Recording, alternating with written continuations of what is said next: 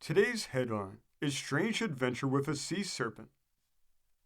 It says, "This is a season of the year when sea serpents become visible to the human vision, and it also recalls to my memory a peculiar and almost fatal adventure that befell me some years ago, brought about by a devouring anxiety to look upon a real, up-to-date sea serpent. While touring through the beautiful state of North Dakota, I had arrived at, during the latter part of June, the beautiful little city of Devil's Lake, located a short distance from the lake bearing that name. While talking to the proprietor of the hotel at which I was staying, our conversation turned upon the subject of sea serpents, and he told me with a tone of sincerity that I couldn't resist, that out in the deep waters of the lake there was a gigantic serpent that had been observed upon several occasions by boating parties, among whom were men whose veracity was indisputable. That night, I dreamed of serpents from the size of an angleworm up to monsters hundreds of feet in length. Being from Missouri, I wished to be shown. Therefore, early the next morning, I procured a bronco and buckboard from a nearby livery stable and drove out to the lake. Eagerly scanning the smooth surface of the water as I drove along, I at last reached a turn in the road where it was lapped by the waves of the lake. I brought the bronco to a halt and sat admiring the beautiful sight. After a short time, I became drowsy and soon fell asleep. My bronco, during the meantime, had waded out into the water where he could cool himself off and quench his thirst.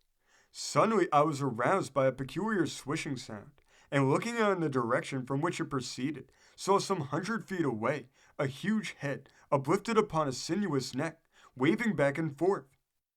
In the center of the head were two charming eyes, while upon each side of the mouth protruded large fangs.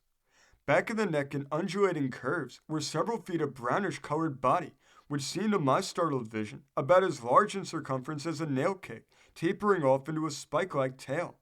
The body was of a flesh color underneath, while the rest was covered with large scales. The terrorizing object was coming toward me with great speed and emitting loud hisses. I grasped my whip and plied it with all my might upon the quivering sides of the bronco. But maddened with fright, he refused to answer to the reins, and madly plunging about, carried me out into the lake and soon lost his footing. In a few moments the buckboard was overturned, and the horse broke loose from the fastenings while I was rapidly carried out into a nearby whirlpool.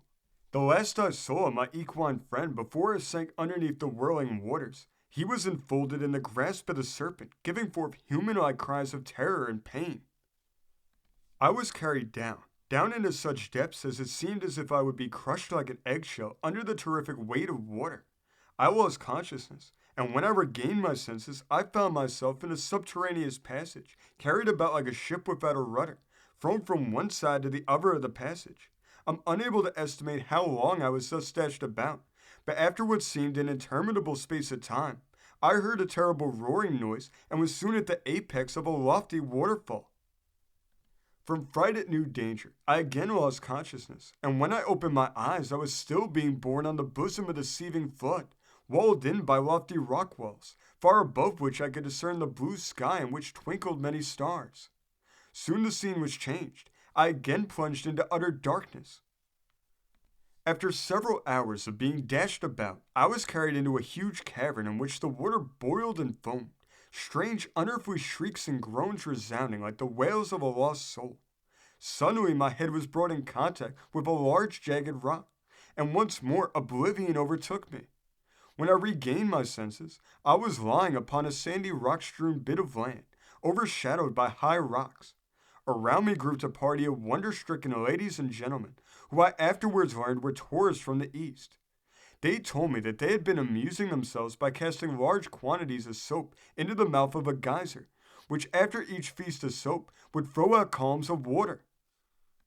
During the last upheaval of the geyser, they noticed a large dark object shoot up into the air, and upon its descent, they rushed towards the spot, and discovering it to be a human being, immediately applied restoratives, and after almost giving up hopes of resuscitation, were rewarded by me slowly opening up my eyes. I was in a most pitiable plight, battered and bruised, almost devoid of clothing.